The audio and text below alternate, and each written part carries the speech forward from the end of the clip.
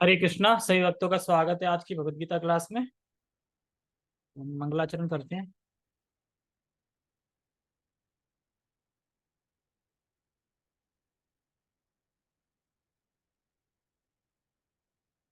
ओम अज्ञानतिमिरान्धस्य ज्ञानञ्जनशलाकया चक्षुरुन्मीलितं येन तस्मै श्रीगुरुवे नमः। श्रीचैतन्यमनोभीष्टं स्थापितं येन भूतले स्वयं रूपः कदा मह्यं ददाति सत्पदान्तिकम्। वन्देऽहं श्रीगुरो श्रीयुतापदकमलं श्रीगुरून् वैष्णवांश श्रीरूपं साग्रजातं सहगण रघुनाथान्वितं तं सजीवं साद्वैतं सावधूतं परिजनसहितं कृष्ण चैतन्य देवं श्रीराधा कृष्ण पादान् सहगण ललिता श्री विशाखान्विषां च। हे कृष्ण करुणा सिंधु दीनबंधो जगत् गोपेश गोपिका कांता राधा कांता नमस्तुते। तप्त कांचन गौरांगी राधे वृंदावनेश्वरी वृषभानुसुते देवी प्रणमामि हरिप्रिये। वाञ्छाकल्पतरुभ्यश्च कृपा सिन्धुभ्य एव च पतितानां पावनेभ्यो वैष्णवेभ्यो नमो नमः। जय श्री कृष्ण चैतन्य प्रभु नित्यानंद श्री अद्वैत गदाधर श्रीवासादि गौर भक्तवृंद। हरे कृष्णा कृष्णा कृष्णा हरे हरे हरे राम राम राम हरे हरे। रामाय रामभद्राय रामचंद्राय वेदसे रघुनाथाय नाथाय सीताया पते नमः। नमो विष्णुपादाय कृष्णपृष्ठाय भूतले श्रीमते भक्तिवेदांता स्वामिनि इति नामिने। नमस्ते सारस्वते देवे गौरवाणी प्रचारिणे निर्विशेष शून्यवादी पाश्चात्य देश तारिणे। हरे कृष्णा। तो सभी का स्वागत है। ठीक है। श्लोक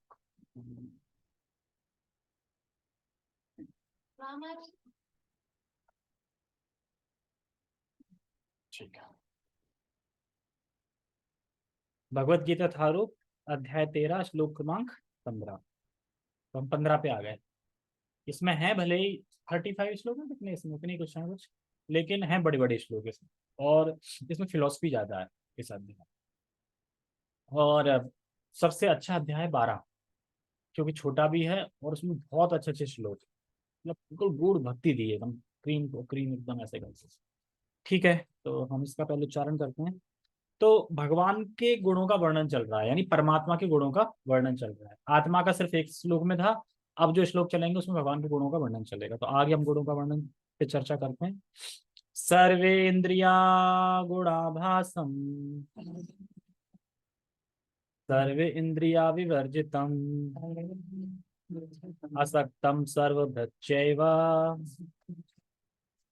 निर्गुणम गुणभो निर्गुणम गुणभुक्त च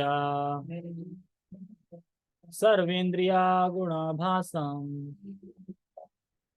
सर्वेन्द्रिया विवर्जितम असक्तम सर्वभृत्यैव निर्गुणम गुणभुक्त च।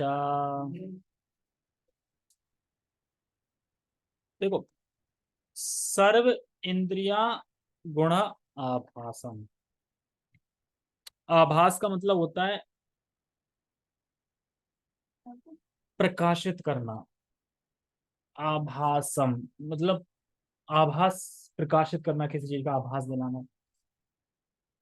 वो अकेले भगवान सभी के इंद्रियों को प्रकाश देने वाले हैं। प्रकाश का मतलब ये नहीं कि लाइट देने वाले, प्रकाश देने वाला मतलब है कि सारी शक्तियां जो हम कर पा रहे हैं अपनी इंद्रियों से, वो कहाँ से आ रही हैं? भगवान से ही आ रही है। भगवान ही उनको प्रकाश देने वाले हैं। जैसे कि अब किसी की आंखें कम दिखता हो या अंधेरा हो, अब कोई प्रकाश दिखा दे, मतलब लाइट, तो दिखने लगेगा ना। तो यानी उसने पीछे से पावर दी ना, तब वो चल पा रहा है, क्योंकि उसने उजाला दे दिया। तो प्रकाश यहाँ पे समझना चाहिए। हाँ? अंदर तो नहीं दिखेगा ना, लेकिन बाकी इन सभी इंद्रियों की बात हो रही है। जितनी भी इंद्रियां हैं उन सब में प्रकाश भगवान ही दे रहे हैं, अकेले भगवान। मतलब कि हम जो कुछ भी कर पा रहे हैं ना, महान कर रहे हैं और चाहे बुरा कर रहे हैं, चाहे उन सब पे जो ताकत आ रही है, जो शक्ति आ रही है, वो भगवान से ही आ रही है। तो इसलिए कह रहे हैं सर्व इंद्रिया गुणाभास, यानी प्रकाश देने वाले हैं। तो उनकी इंद्रियों में शक्ति देने वाले हैं, एक तरीके से शक्ति, पावर देने वाले हैं, आभास। फिर कह रहे हैं सर्व इंद्रिय विवर्जितम, दूसरी लाइन में सर्व इंद्रिया विवर्जितम, लेकिन वह हर प्रकार की भौतिक इंद्रियों से विवर्जित हैं, उनकी कोई भौतिक इंद्रिया नहीं। भगवान भौतिक भगवान अपने सभी जो सभी लोग हैं यहाँ पे इस पृथ्वी पे, जो भी लोग हैं, सबको भगवान शक्ति देते हैं, इंद्रियों को शक्ति देते हैं। और भगवान शक्ति भी देते हैं और भगवान की कोई भौतिक इंद्रिया नहीं है। ठीक है, मैं ये समझना, मतलब सर्व इंद्रिया विवर्जित, मैंने भगवान की कोई भौतिक इंद्रिया नहीं है। और कह रहे हैं आगे, वह भगवान सबको चेतना दे रहे हैं, एक तरीके से चेतना, चेतना कहाँ से आ रही है? आत्मा, आत्मा से चेतना आती है, चेतना दे रहे हैं, लेकिन पूरा विश्व मिलके उनको चेतना नहीं दे सकता, समझे? भगवान सबको चेतना दे रहा है। सब में कौन आ गया? ब्रह्मा से लेके चींटी तक सबको चेतना कौन दे रहा है? शक्ति कौन दे रहा है? भगवान दे रहा है। लेकिन अगर ये सब लोग मिलके चाहे कि हम भगवान को चेतना दे लें, सो नहीं दे पाएंगे, दे ही नहीं पाएंगे। तो ये हमें समझना है इसमें। जितने भी हम सब हैं, तो सबको भगवान शक्ति देने वाले हैं, इंद्रियों को। जैसे कि कुछ मायावादी होते हैं, निर्विशेषवादी होते हैं, तो इस श्लोक की गलत व्याख्या करते हैं। कैसे करते हैं गलत व्याख्या? जैसे कि पहले वाला तो ठीक कहते हैं, हाँ सब कुछ, मतलब जो परमात्मा है उन्हीं की शक्ति है, उन्हीं की शक्ति से सब संचालित हो रहा है, हमारी जो भी इंद्रियां हैं शरीर की, सब उन्हीं की शक्ति से चल रही हैं। लेकिन दूसरे में क्या है? सर्व इंद्रिय विवर्जितम, इसमें कह रहा है कि उनकी इंद्रियां नहीं है, मतलब भौतिक इंद्रियां नहीं है। लेकिन निराकार वाली वाले क्या कहते हैं? देखो भगवान की इंद्रिया नहीं बोल रहे हैं, इस मतलब मटेरियल इंद्रिया नहीं है उनकी, हमारे जैसी इंद्रियां क्या भगवान की? नहीं ना। तो वही यहाँ पे आचार्य में समझाएंगे कि उनकी जो इंद्रियां हैं वो भौतिक इंद्रियां नहीं है, स्पिरिचुअल इंद्रियां हैं। इसीलिए उनको निर्गुण बोलते हैं। जैसे निर्गुण मतलब कोई गुण नहीं है, निर्गुण निराकार नहीं, निर्गुण मतलब कि सत्वगुण रजोगुण तमोगुण, इससे निर्गुण, इससे ऊपर है वो, समझे? इसलिए निर्गुण मतलब ये गुण नहीं है उनमें, निर्गुण। उनमें कौन से गुण है? 6 ऐश्वर्य वाले गुण। तो ये हमें याद रखना है। तो उनके पास इंद्रियां नहीं है। तो भगवान को भौतिक इंद्रियों को आरोप नहीं लगाना चाहिए। या कुछ लोग कहते हैं ना, जैसे कि अरे राम कृष्ण तो सामान्य मनुष्य थे, हमारे जैसे थे। तो यहाँ पे जब बोल रहे हैं तो वो सोचते हैं कि भगवान की, या तो बोलते हैं कि भगवान की इंद्रिया है नहीं, वो तो निराकार चले गए, या फिर एक आरोप लगा देंगे भगवान की भौतिक इंद्रिया जैसे हमारी ही वैसी तुम भगवान की है। तो इनका आरोप नहीं लगाना चाहिए, ये अवरोध गलत है। इसीलिए यहाँ पे बता रहे हैं कि सर्व इंद्रिया विवर्जितम, भगवान सभी अ, हर प्रकार की भौतिक इंद्रियों से विवर्जित है, यानी परे हैं, भौतिक इंद्रिया नहीं है भगवान की। देखो अभी मैं बताऊंगा कि भौतिक इंद्रिया और आध्यात्मिक इंद्रिया में फर्क क्या होता है। ठीक है, नीचे की लाइन में बता रहे हैं, असक्तम सर्व भ्रच्चैवा, ये बहुत अच्छा है। यह सब करते हुए भी इस प्रकृति से पूरी तरह अनासक्त है। मतलब अगर कोई पालन कर रहा है किसी का, तो जाहिर सी बात है वो उससे अटैच भी होगा। लेकिन भगवान पूरे जगत का पालन भी कर रहे हैं, शक्ति दे रहे हैं, इंद्रियां दे रहे हैं, सब कुछ दे रहे हैं, लेकिन अनासक्त है। ये गुण कौन कर सकता है? ऐसा हो ही नहीं सकता कि जिसके लिए हम, जिसका पालन कर रहे हो, जिसके लिए हम कुछ कर रहे हो, जिसको दे रहे हो, और अनासक्त रहेंगे उससे, हो ही नहीं पाएगा यहाँ के गुण में। लेकिन भगवान में ये गुण है, पूरी तरह से अनासक्त है और सबका पालन करने वाले हैं। अब और क्या बोल रहे हैं? निर्गुणम गुण भोक्तचा, अब दोनों को जोड़ दो, सब प्रकार से करते हुए भी इस प्रकार पूरी तरह से अनासक्त भी हैं और सबका पालन करने वाले भी हैं। अब मान लो अगर अनासक्त हैं तो पालन कैसे कर रहे हैं? अगर पालन करने वाले हैं तो फिर अनासक्त कैसे हैं? दोनों चीज तो नहीं हो सकती। अगर पालन कर रहे हैं तो फिर आसक्त होंगे, अगर अनासक्त हैं तो फिर पालन नहीं कर रहे होंगे। मान लो मुझे किसी मतलब नहीं, मैं अनासक्त हूँ तो मैं कोई मतलब नहीं उससे, ठीक है, लेकिन हम पालन कर रहे हैं, जैसे एक पिता अपनी फैमिली का पालन करता है, तो क्या आसक्त नहीं होता उनसे? लेकिन भगवान तो पूरे जगत का पालन कर रहे हैं, फिर भी आसक्त नहीं है उसमें, सब कुछ दे रहे हैं और है एकदम अलग। जैसे कि पानी में रहने के बाद ही पानी से भीग नहीं रहे हैं, ऐसा गुण। और निर्गुणम मतलब भगवान 3 गुणों में नहीं है, यानी सतोगुण रजोगुण तमोगुण, उसमें भगवान नहीं होते। और लास्ट में क्या करें? गुणा भोक्ता चा, मतलब लेकिन जो 6 गुण हैं उनके वह भोक्ता हैं। कौन से 6 गुण है बताना।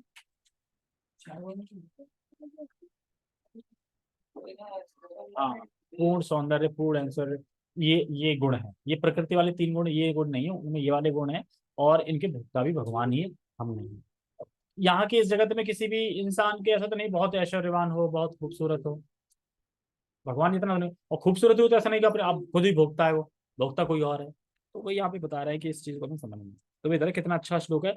विरोधाभास लग रहा है इसमें कि अच्छा भगवान की तो इंद्रिय नहीं है भी नहीं भी निराकार, लेकिन सब क्लियर भी करते जा रहे हैं चार।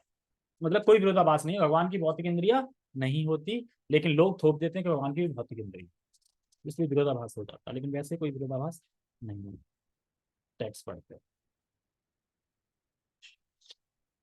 परमात्मा समस्त इंद्रियों के मूल स्रोत हैं, फिर भी वे इंद्रियों से रहित हैं। अब ये पढ़ के कोई क्या कहे, इंद्रियों से रहित है यानी भगवान की इंद्रिय नहीं है या निराकार है, यही तो होगा, क्या समझे। लेकिन क्या मतलब रहित मतलब भौतिक इंद्रियों से रहित हैं, हमारे जैसे तुम्हारी जैसी इंद्रियां भगवान की नहीं, भौतिक इंद्रियों से नहीं। ऐसे नहीं लिख सकते ना, जो उसके हिसाब से, वो तो फिर उसमें तात्पर्य दिए जाते हैं ना, जो अपनी टीका करते हैं उसमें समझा जाता है श्लोक को। ये तो टेक्स्ट है संस्कृत का, संस्कृत के हिसाब से टेक्स्ट ही बनेगा इस तरीके से।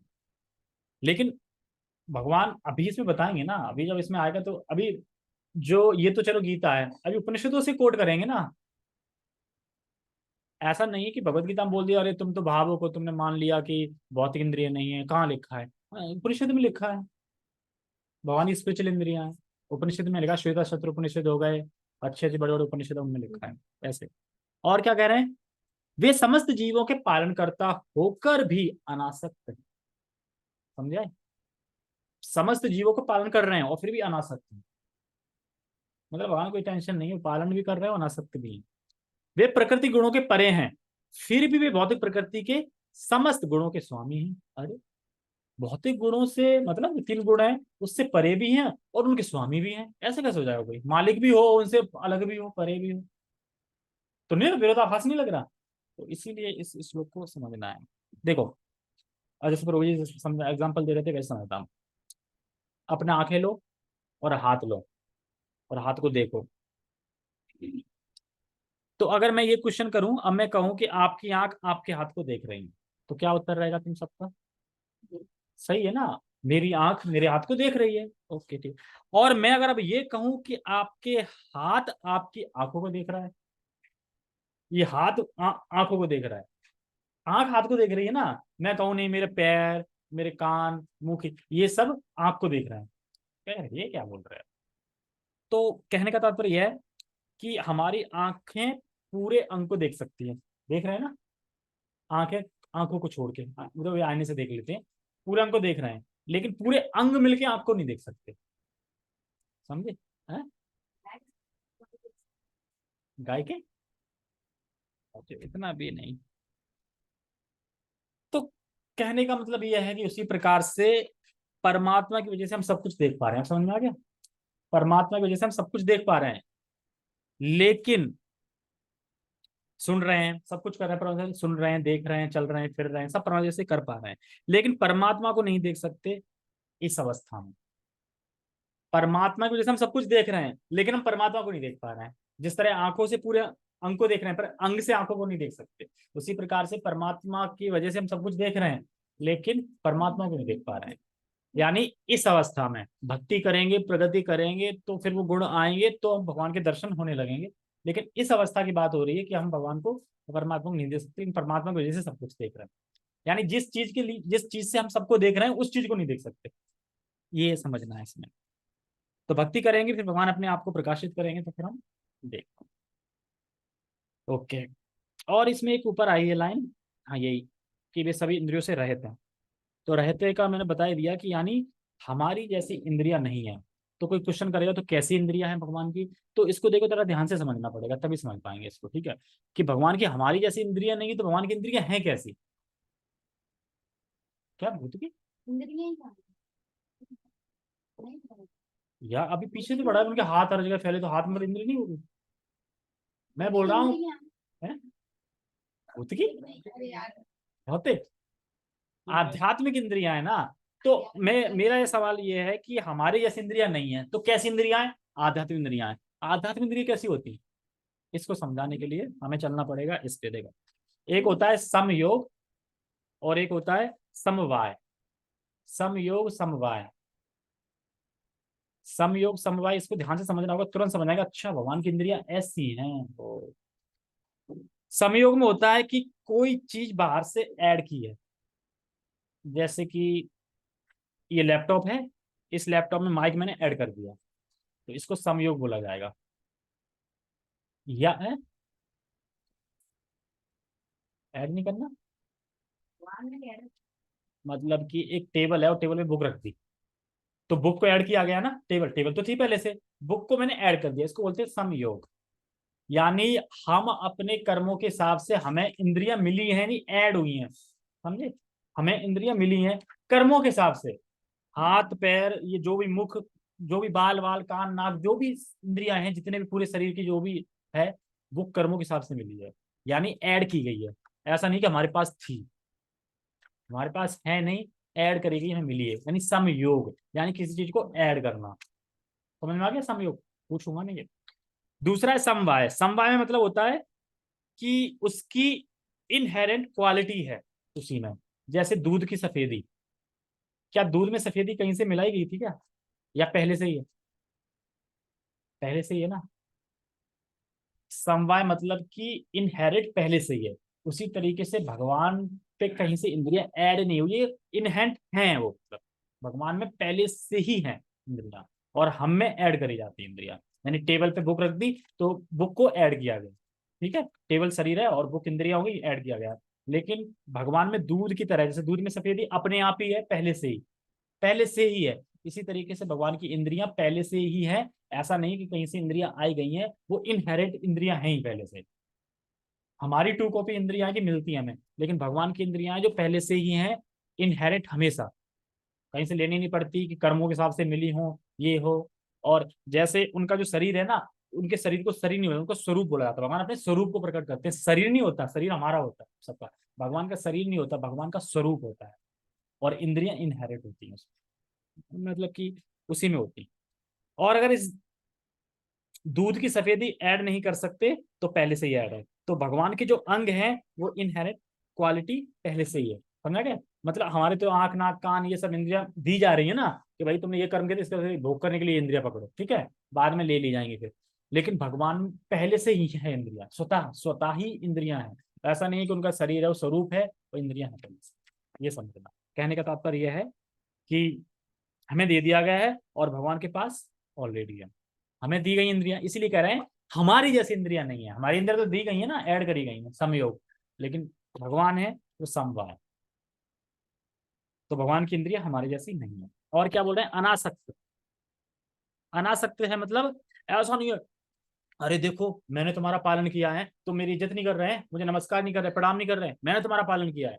ऐसा भाव नहीं भगवान का, भगवान इससे अनासक्त है। भगवान तो सबको पाल रहे हैं, अब तो जो करना है करो, प्रणाम करो या ना करो, अटैच नहीं है उससे। और लास्ट में क्या है? स्वामी है। स्वामी मतलब गुणों से परे भी हैं और गुणों के स्वामी भी। गुणातीत नहीं, गुणाधीश है वो, ठीक है।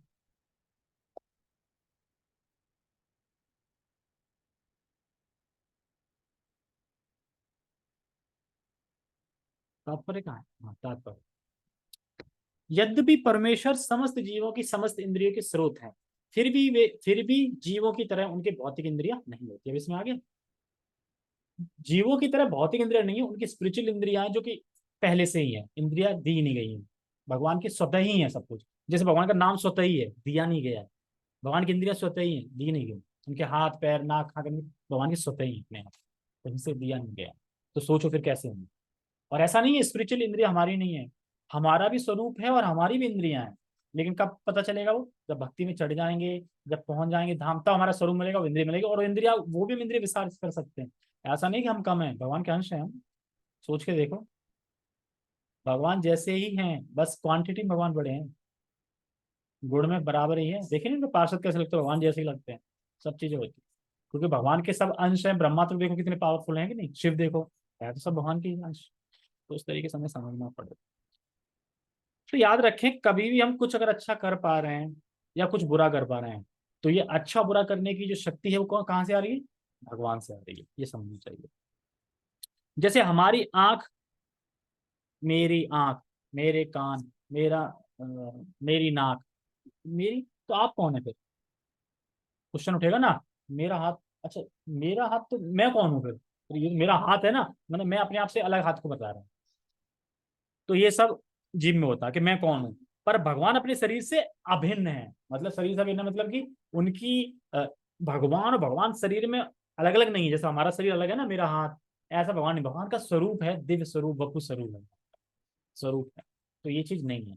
तो इसलिए परमात्मा का गुण बताए जा रहे हैं कि ताकि हम समझ जाएं कि भगवान के गुण हैं कैसे कैसे, इसलिए गुणों की चर्चा करें। और हमारा स्वरूप नहीं है, हम शरीर है, भगवान का शरीर नहीं है, स्वरूप है। जैसे एक उपनिषद है अपाणी, अब इसमें आएगा तब चर्चा करेंगे। वास्तव में जीवों में आध्यात्मिक इंद्रियां होती हैं। हाँ? आध्यात्मिक इंद्रियां जीवों में होती, लेकिन बद्ध जीवन में वे भौतिक तत्वों से आच्छादित रहती हैं। देखो,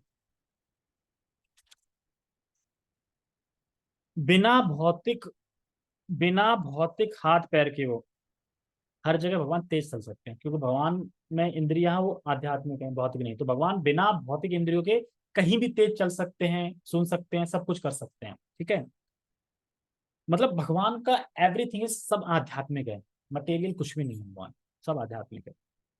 जैसे कि उपनिषद से कोट किया गया है कि भगवान जिससे बने हैं वह भगवान से अभिन्न है। हम किससे बने?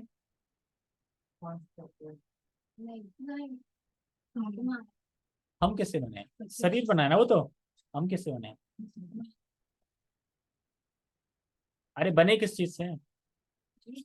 हाँ, सच्चिदानंद, स्पिरिचुअल, आध्यात्मिक सच्चिदानंद, यानी चिन्मय है हम। ठीक है, और ठीक है, सच्चिदानंद, और उसी से भगवान बने हैं। सच्चित आनंद, भगवान बोलते नहीं, ब्रह्मा जी क्या बोलते हैं? ईश्वरा परमा कृष्णा सच्चित आनंद विग्रह। मतलब भगवान भी किससे बने हैं? क्या विग्रह है उनका? बप्पू है, सच्चित आनंद। लेकिन हमारा शरीर उनसे अलग है। अब हमारा जैसा शरीर नहीं है भगवान का, उनका वपु है, उनका स्वरूप है। तो भगवान किससे बने हैं? भगवान का जो स्वरूप है वो ज्ञानमय है, तीन चीजों से, ज्ञानमय, पूर्ण ज्ञानमय, और शक्तिमय, और ऐश्वर्यमय। ये तीन चीजें भगवान है, हमें नहीं। और एक श्रुति श्वेता उपनिषद से भी कहा गया है, भगवान बुद्धि मन अंग प्रत्यंग इस युक्त इससे युक्त ऐसा हम लक्षित करते हैं। उनके पास बुद्धि मन अंग प्रत्यक्ष है, यानी भगवान दिव्य है, प्रत्यक्ष है, मतलब प्रत्यक्ष समझ गए ना। बुद्धि मन अंग ये सब क्या है? प्रत्यक्ष है पहले से ही इनहेरेंट, ये बता रहा था। ठीक है, तो हमारा स्वरूप है, जैसे कि इसमें बता रहे हैं ना कि आध्यात्मिक इंद्रियां होती हैं हमारी। देखो, हम जब भक्ति करते रहेंगे, भक्ति करते रहेंगे, धीरे धीरे हम अपने स्वरूप अपना प्रकट होने लगेगा कि हमारा स्वरूप गोलोक में क्या है, मतलब एक्चुअल स्वरूप क्या है। कि वो भगवान के अंश है तो कुछ ना कुछ स्वरूप तो होगा, लेकिन हम भूल गए। जैसे कोई अगर पागल आदमी, तो वो किसी मालिक का बेटा था, लेकिन उसकी याददाश्त चली गई। अब उसकी याददाश्त चली गई तो वो भूल गया कौन है। और जब याददाश्त आ जाएगी तो आ जाएगा ना, अरे मैं तो मालिक का बेटा हूँ, मैं कहाँ भीख मांग रहा हूँ यहाँ पे। तो उसी तरीके से हमें याददाश्त जा चुकी है, हमारा स्वरूप क्या हम भूल चुके हैं। और जैसे ही हमें भक्ति करेंगे, प्रेम जागृत होगा, स्वरूप याद आएगा, तो फिर ये इंद्रियां न रह के फिर हमारी कौन सी इंद्रियां होंगी? स्पिरिचुअल इंद्रियां। समझे? स्पिरिचुअल इंद्रियां होंगी, उससे हम जगत में काम करेंगे। ऐसी इंद्रिया थोड़ी है हमारी जैसे यहाँ पे है, सही तो यहाँ रह गया, चिन्मय हो गए, स्वरूप मिल गया, तो वहां पे स्पिरिचुअल इंद्रियां होंगी, जो कि हम कहीं उड़ सकते हैं, चल सकते हैं, ये सब चीजें हो सकती हैं। आच्छादित रहती हैं। आच्छादित रहती का मतलब बता रहे हैं, यानी उनके ऊपर भौतिक प्रकृति कभी कार्य नहीं करती। भगवान के ऊपर, हमारे ऊपर कार्य करती है, और भगवान पर कभी भौतिक प्रकृति कार्य नहीं करती। अतएव इंद्रिय कार्यों का प्राकृत पदार्थ द्वारा होता है। परमेश्वर की इंद्रियां परमेश्वर की इंद्रियां इस तरह आच्छादित नहीं रहती, उनकी इंद्रियां दिव्य होती हैं, अतः निर्गुण कहलाती हैं। गुण का अर्थ है भौतिक गुण, लेकिन उनकी इंद्रियां भौतिक आवरण से रहित होती हैं।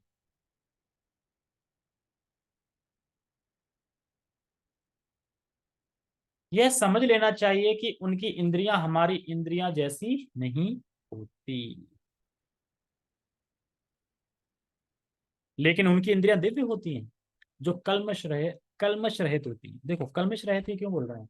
कल्मश रहित इसलिए बोल रहे हैं कि हमारी इंद्रिय अगर स्पिरिचुअल हो भी जाएंगी, हमारा स्वरूप प्रकट हो गया, इंद्रिय स्पिरिचुअल हो गई, फिर भी है कि हमारा पतन हो जाए, हम गिर सकते हैं। मतलब मान लो किसी ने भक्ति कर ली एकदम, अब हो गया एकदम स्वरूप समझ में आ गया, इंद्रियां भी स्ट्रांग हो गई, स्पिरिचुअल इंद्रियां हो गई, लेकिन फिर भी क्या है, इन भौतिक गुणों से क्लमश मतलब क्लमश रहित हो सकती है, लेकिन भगवान में ये गुण नहीं है, भगवान की इंद्रियां कभी भी क्लमश से रहित नहीं होती। कहने का तात्पर्य यह है कि हमारी इंद्रियां जब भोगों में लगती हैं तो हमारा मन दूषित हो जाता है। अभी भोग करोगे नहीं दूषित हो जाएगा, गंदा हो जाएगा, मन खराब हो जाएगा।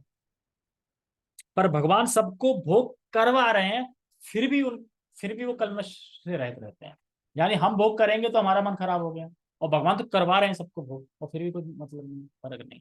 यही चीज बता रहे हैं यहाँ पे। एक और बाकी इसकी बड़ी ही सुंदर व्याख्या श्वेतशत्र उपनिषद में की गई है। क्या है? अपाणि पादो जवनो गिरता, इस श्लोक में हुई है। क्या हुई है? भगवान के हाथ भौतिक कर्मों से ग्रस्त नहीं होते, अतएव उन्हें जो कुछ अर्पित किया जाता है उसे वे अपने हाथों से ग्रहण करते हैं। अब समझे? अब समझ आ गया, भगवान अपने हाथों से ग्रहण करते हैं। अब और कुछ बाकी रह गया कि भगवान निराकार है, अपने हाथों से ग्रहण करते हैं। और ये कहाँ बताया गया है? उपनिषद में बताया गया है। ऐसा नहीं है कि गीता में ऐसे ही बोल दिया है और मान लिया, उपनिषदों से कोट किया जाता है कि यहाँ उपनिषद में ये लिखा है कि भगवान अपने हाथों से स्वीकार करते हैं। अच्छा, भगवान निराकार है तो फिर हाथ से स्वीकार कैसे करेंगे? तो यही पता चल जाता है। तो देखो इसको समझो, जैसे प्रभुपाद जी कहते हैं कि जो नास्तिक होते हैं या श्रद्धालु होते हैं वो कहते हैं अरे तुम क्या मूर्ति को कभी खाते हुए देखा है भगवान को? देखा है कि कभी उन्होंने तुम्हारी एक रोटी खा ली हो, या पानी पी लिया हो, या फिर खीर खा ली हो, देखा है? तो फिर प्रभुपाद जी उनको उत्तर क्या देते हैं? प्रभुपाद जी उत्तर देते हैं, देखो मैं तो मूर्ख हूँ, मैं तो मूर्ख हूँ। मेरे गुरु ने, मेरे गुरु महाराज ने बोला है कि भगवान ग्रहण करते हैं, खाते हैं, और स्वयं भगवत गीता में भगवान बोल रहे हैं। आप तो तीसरे इंसान हो, आपकी बात में क्यों मानूं? मानना ही है तो मैं इनकी दो की बात मानूंगा ना। अगर मानना ही है मुझे, तुम्हारी क्यों मानूंगा तीसरी? परेशान कर सकते हैं। हाँ, तो फिर तो तीसरे आदमी आप क्यों मान रहे हो? तो और फिर अश्रद्धालु और जो नास्तिक होते हैं उन्हें तुम कितने प्रमाण दे दो, वो नहीं मानेंगे, उन्हें स्वीकार ही नहीं करना। देखो निराकार वालों की, अगर कोई उसमें अगर आ गया तो मान लो वो जहर की तरह है निराकार की फिलोसफी। कैसे? क्योंकि एक तो वो है कि तुम भगवान को समझ नहीं सकते, और कहना तो तुम समझना ही नहीं चाहते भगवान को, निराकार कर दिया ना तो समझ ही नहीं पाएंगे भगवान को कभी। ये दिक्कत है उनमें बहुत ज्यादा। बाकी फिर भी देख, ठीक है आगे बढ़ते हैं। क्या क्या मतलब? अच्छा, उसे भी अपने हाथों से ग्रहण करते हैं। बद्ध जीव तथा परमात्मा में यही अंतर है। क्या अंतर है? बद्ध जीव के पास ये शक्ति नहीं है, पर जब वह मुक्त हो जाता है तो उसकी इंद्रियां भी अलग तरह से कार्य करने लगती है। तो अभी ये अंतर है, ठीक है। उनके भौतिक नेत्र नहीं होते, फिर भी उनके नेत्र होते हैं। अब समझा गया? है नहीं नेत्र फिर भी नेत्र हैं उनके, अन्यथा वे देख कैसे सकते हैं? वे सब कुछ देखते हैं, भूत वर्तमान तथा भविष्य। वे जीवों के हृदय में वास करते हैं और वे जानते हैं कि भूतकाल में हमने क्या किया, अब क्या कर रहे हैं, और भविष्य में क्या होने वाला है। इसीलिए जब भी कभी हम दुखी हों तो हमें ये समझना चाहिए कि हम नहीं देख पा रहे हैं कि हमें किस कारण से ये दुख मिला है, लेकिन भगवान को सब पता है, पूरा एकदम डिटेल में पता है कि इससे क्या चीज की वजह से ये दुख मिला है। सब कुछ पता है भगवान को, लेकिन भगवान हमें बताएंगे नहीं कि तुझे दुख क्यों मिल रहा है। ये तो हम देखते हैं ये हमारी लाइफ में क्यों हो रहा है, क्यों दुख मिल रहे हैं। तो भगवान बोलने वाले नहीं है, पर भगवान को एग्जैक्ट मतलब पता है बिल्कुल करेक्ट क्या स्थिति है, क्यों ऐसा हो। तो वही कह रहे हैं कि जो कुछ भी है वह मिलता है, और कोई डाउट नहीं होना चाहिए। कहने के लिए ये है कि जब हम भक्ति करते हैं तो भक्ति में हमेशा याद रखना चाहिए कि भगवान देख रहे हैं। और अभी भले ही हमारी लाइफ में दुख हैं, कष्ट हैं, लेकिन भक्ति करेंगे तो भगवान 100% प्राप्त होंगे। इससे पता चल रहा है कि भगवान भविष्य जानते हैं, इसलिए कष्ट देते हैं कि इसे जल्दी कष्ट देके जल्दी से साफ स्वच्छ करके और जल्दी में धाम लाओ। ये समझना चाहिए। तो क्योंकि भक्ति कर रहे हैं तो भगवान की प्राप्ति होगी ही, भले ही अभी कितनी दुख मिल रहा है, लेकिन भगवान भक्ति करेंगे तो भगवान की प्राप्ति होगी ही होगी। वे सब कुछ जानते हैं।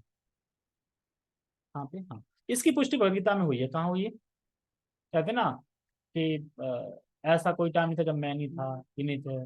और फिर एक भी आता है ना, मैं सब कुछ जानता हूँ, मैं भविष्य भी जानता हूँ, वे सब कुछ जानते हैं किंतु उन्हें कोई नहीं जानता। ये क्या है? सब कुछ जानते हैं उन्हें कोई नहीं जानता, तो क्यों पढ़ रहे हैं हमको? जान ही नहीं सकते तो।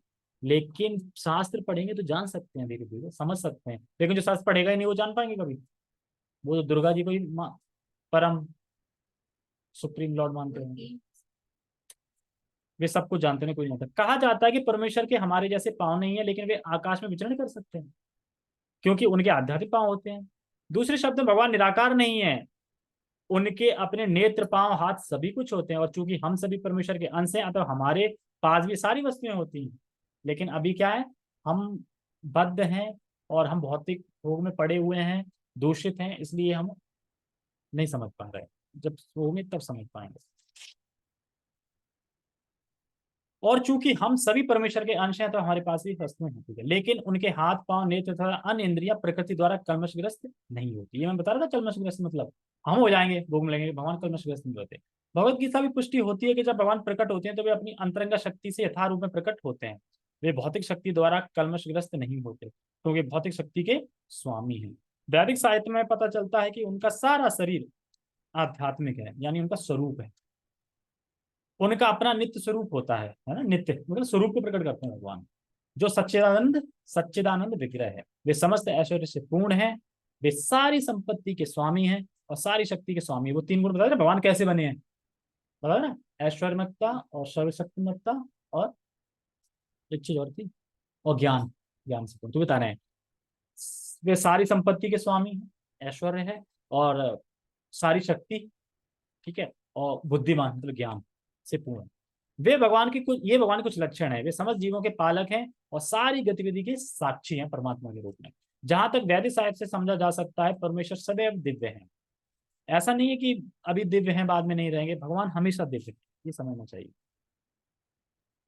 यद्यपि हमें उनके हाथ, पांव, सर, मुख नहीं दिखते, लेकिन वे होते हैं। और जब हम दिव्य पद तक ऊपर उठ जाते हैं तो हमें भगवान के स्वरूप के दर्शन होते हैं। यानी अभी हम नहीं देख पा रहे हैं क्योंकि अयोग्यता है हमारी, लेकिन जैसे जैसे हम भक्ति करते जाएंगे, प्रेम बढ़ता जाएगा, हम भगवान को देख सकेंगे। कलमशग्रस्त इंद्रियों के कारण हम उनके स्वरूप को देख नहीं पाते। जैसे मंदिर में हम जाते हैं तो विग्रह को देखते हैं, अरे विग्रह में भगवान को देखते हैं, तो अभी कुछ इतना वो नहीं लगता, लेकिन भक्ति बढ़ती जाएगी तो उसी में नया नया रस मिलता रहेगा तुम्हें, देखने में, दर्शन करने में बड़ा अच्छा लगेगा। दर्शन एक एक घंटा खड़े रहोगे तो जब प्रेम बढ़ जाएगा तब। ऐसा नहीं है कि दिखाने के लिए खड़े रहोगे, स्वतः ही खड़े होने का मन होने लगेगा। अतः निर्विशेषवादी भगवान को नहीं समझ सकते, क्योंकि वे भौतिक दृष्टि से प्रभावित होते हैं। इसीलिए प्रभु जी बता रहे थे, निर्विशेषवादी भगवान को समझ नहीं सकते। ये तो समझ में आया कि निर्विशेषवादी भगवान को नहीं समझ सकते, आ गया समझ में, लेकिन वो कभी नहीं समझ सकते। क्यों? क्योंकि समझना ही नहीं चाहते, वो निराकार बता दिया ना पहले, तो समझेंगे क्या। और भगवान क्या है, अगर भगवान को तुमने निराकार दिया, भगवान का अच्छा निराकार, ठीक है, तुम्हें तेरे लिए निराकार ही है, तो फिर भगवान उसकी निष्ठा, उसके जो उसका जो मतलब, उसका जो मतलब ज्ञान होता है कि भगवान निराकार है, उसकी जो थॉट सोच होती है उसमें निष्ठा कर देते हैं, हाँ यही सही है, मैं निराकार ही हूँ, ठीक है। ऐसा भगवान खुद ही बोल रहा है, भगवान ऐसा खुद ही कर देते हैं। तो ये धारणा है कि भगवान निराकार है तो भगवान निराकार ही रहते हैं उनके लिए। निराकार धारणा जहर है। क्यों? क्योंकि प्रयास करना ही नहीं चाहते भगवान को समझने का। ये निराकार वाले सेवा ही नहीं करना चाहते, बिना सेवा के तो कुछ मिलेगा नहीं, ये समझना ही चाहते। ओके, हरे कृष्णा। जगत गुरु शील प्रभुपाद की जय, श्रीमद् भगवद गीता की जय, नित्य नित्य गौर प्रेमानंदे। हरे कृष्णा।